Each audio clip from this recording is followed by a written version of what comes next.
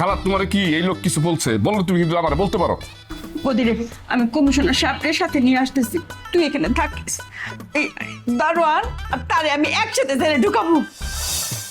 ফুলমতি, তুমি আমার এত বড় সর্বনাশ করো না। রুস্তমের লগে কি হয়েছে কও, ওইটা আমি দেখুম।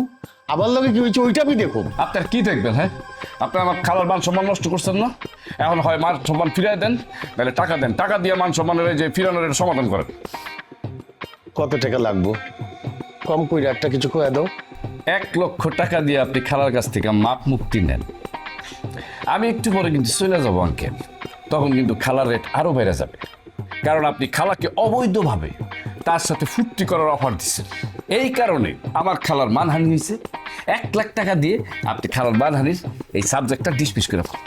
জুলমত আলী, এক হাতে টেহা, অন্য হাতে কমা, নাই লিখলাম 10 লাখ টাকার মানহানি মামলা করে দিয়া।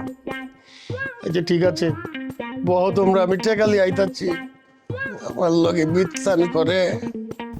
খালা কেমন দিলাম? বাচ্চা। স্কুল মতন মাথার ভিতরে আমি গাও বানাই দিল। আমার সাথে ভিমানি করছে। 1 লাখ টাকা বলে তুই কত নিবি রে? তুমি 50 নিও, আমার 50 দিও। আচ্ছা, এটি দিয়া আয় না কে রে। এই কে আপনি? আপনি আমার বেডরুমে ঢুকে বসে পড়লেন, আপনার তো কোনো ম্যানার নাই। বাবু রে, আমাদের বেডরুমে আসি একেবারে মনে হয় যেন অন্যায় করে ফালাইছি। কেন? অন্যায় তো করছেন। আপনাকে আমি চিনি না, জানি না, অপরিচিত একটা মানুষ হুট করে একটা মেয়ে মানুষের বেডরুমে ঢোকা কি অন্যায় না? আমি এক্ষুনি পুলিশ ডাকবো। আপনি কে, কার কাছে আসছেন সেটা বলেন। থামেন, আমি 3 তলা থেকে আসছি। বাড়িওয়ালা ভাড়া নিতে আসছি, ভাড়া দেন। আপনি বাড়িওয়ালা? এই কথা তো জীবনে শুনিনি, আপনাকে তো দেখিও নাই। ও বাটপারি করতে আসছেন তাই না? এই জুলি দেখ, একটা বাটপার আসছে আমাদের কাছ থেকে চাঁদা নেওয়ার জন্য। ফাইজলামি করেন আপনি। তখন তো বলতেছি আমি বাড়িওয়ালা, ভাড়ার জন্য আসছি। আপনি বলতেছেন চাঁদাবাজ, সিনক্রেট করতেছেন। অবশ্যই সিনক্রেট করব। আপনার কি সাধারণ এতটুকু জ্ঞান নাই যে মেয়ে মানুষের বেডরুমে ঢোকা অপরাধ? আরে এই জুলি, কই তুই জুলি? তাড়াতাড়ি একটা লাঠি নিয়ে, একটা বাটপার একটা চাঁদাবাজ ঘরে ঢুকছে, তাড়াতাড়ি আনে লাঠি নিয়ে জুলি। কে রে?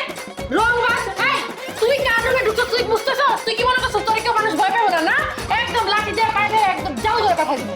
এই ফাইজলামি করতেছেন আমার সাথে। আমি বলতেছি আমি বাড়িওয়ালা, আবার আপনি আমার বলতেছেন আমার মারবেন? হ্যাঁ, এত বড় সাহস আপনার কে দিছে? এই আপনি যে বাড়িওয়ালা এটা আমাদের বিশ্বাস করতে হবে? হ্যাঁ, এত বছর ধরে থাকি, মুরব্বির কাছে ভাড়া দিই, আপনার খোঁজ তো দেখি নাই কোনোদিন। দেখবেন কিভাবে? আমি আসছিলাম দেশের বাইরে, বিদেশ আসছিলাম। এখন আইসে আমি আব্বার দায়িত্ব নিছি।